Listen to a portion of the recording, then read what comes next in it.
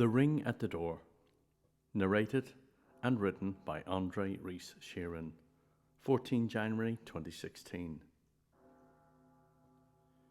The bell rings as I'm preparing a once-in-a-while treat for us, Elevenses, both of us so busy leading separate lives together.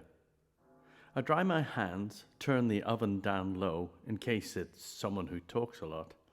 Quick wipe of my face to try my best to look presentable. Open the door. It's a police officer, smart, clean, and officious looking. Asked me who I am, and an autopilot, as that is how I was brought up. I responded giving my full name and a rather official title, by way of being surprised to see them. Now I can see the lips moving, words smudging, like a left-handed person writing with ink. Her face blurring and almost bursting in and out of focus. The clock on the upper landing sounding as if ticking beside me, my knuckles white now, as I have been gripping the half-open door so tightly. The Freudian tickly sensation of white perspiration as it runs along the contours and nape of my neck. My chest beginning to heave as if in a DSRV that has crashed to the deepest depths of the ocean. My knees feeling to buckle under the immense weight of what I think in my now dreamlike state I have just heard. And yet, as much as I want, no, need to move, my legs are like leaded weights on a deep sea diver, or a scary movie film where everything is slowed down to give dramatic effect. For lack of decent acting, that is. My heart banging like the walls in the world's most haunted, the actual noisome stench of my breath. The officer standing, cap under arm and almost to attention, unable to look me in the eye as if they caused this awful news. And now, alone with my thoughts, yet surrounded by people whose faces are animated, and others crying openly, online and here in person, yet they do not know my love, nor do they know me, save what they may have read or indeed created themselves about you, the false affection from those whom I have not seen in forever, who were never there when we had real need.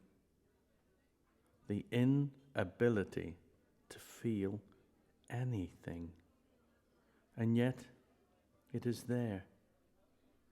The distant rage, the hurt, the jealousy at being left alone, the phone, constant like the bells that must have driven poor Quasimodo mad. A conveyor belt of sandwiches and tea and drinks, and people queuing to use the bathroom, and then the ever few standing outside smoking. People all coming, dressed in black as per wishes. The bursting eardrum deafening of the silences and awkwardnesses. The coffin, and the 6 shoulder-bearing men carrying you, eulogizing, lies and storytelling. I remember when...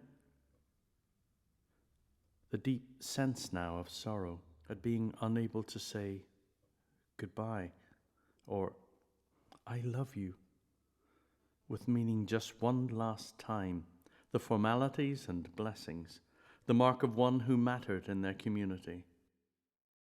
The procession, the offers of condolences, the flick back of pages to a week ago, our plans to revitalize a loving and long-standing relationship, not one that was foundering, just one that we, at the same time, sought an MOT of our devotion to the other. The hunger I feel, the overwhelming desperation and my selfishness and self-pity. for I am now alone. Or at least that's what I think I'm feeling. Totally alone. And that I will become a dried up, wizened old fart that no one has any time for, or who is rushing past, avoiding eye contact for fear I trap them into conversation. Flitting back now to see your box made out of recycled cardboard, again, just as you specified, and your grave lined with lime so as to minimize your final impact on the environment. And yet, it is your legacy I'm looking for, the way you worked with people. Yes, upsetting many along the way, but always and only for the greater good. And everywhere I look, I see your impact, sometimes on the most subtle of levels that most would never, ever see. More strikingly, the voices of those whom you have taught and inspired. Buying a single bed, as the one we shared for so long now is simply too cold for one. Seeing shadows in hallways and rooms, checking to see which way the toilet seat is left. Hearing your voice in the phrases of others whom you knew well, and who adopted your witty and often inane sayings.